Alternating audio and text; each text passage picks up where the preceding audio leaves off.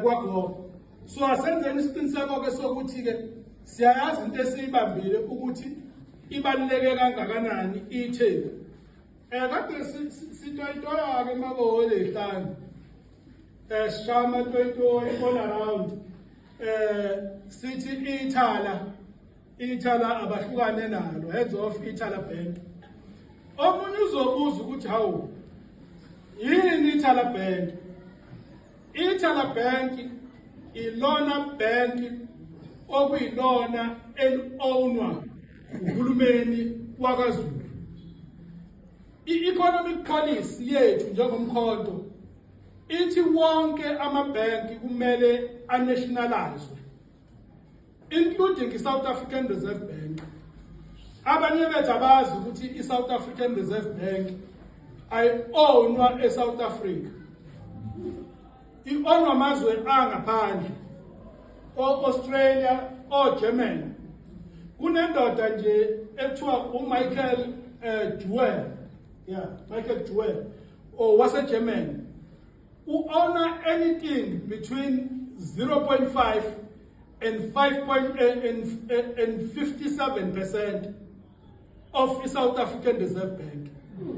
Yingakho uma ngabe siya okhethweni ubebezwa oHelen Zille no Ramaphosa bethi as-announce nama-result because irandi lizo depreciate, i-inflation rate izokhuphuka, i-repo rate izokhuphuka.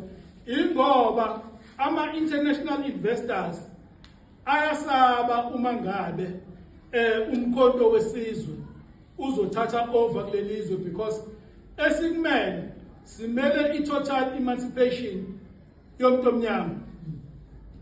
Asisho ukuthi sifuna i-economic freedom kuphela njengalabo abamabharethi abovu, sifuna i-total emancipation, okuwukuthi even ngokwenkolo, ngokwe-culture, sifuna umuntu omnyama ameleleke, even ngokolimi.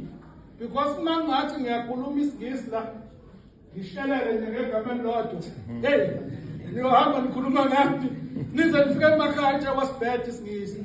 Kodwa makufika umlungu athi sanibonani ngishaya izandla, hawu kwazi isilungu, umlungu ukhuluma isiZulu. So asenzeni isiqiniseko ke sokuthi thina njengama-members omkhonto siyakulwela uku-achieve i-total emancipation yabantu abamnyama. IKwaZulu-Natal njengoba ngilale ngathi ayibuye nje, ayizobuya. Siyazi phela thina ukuthi ngo-29 May sasivoteleni, sasivote kanjani.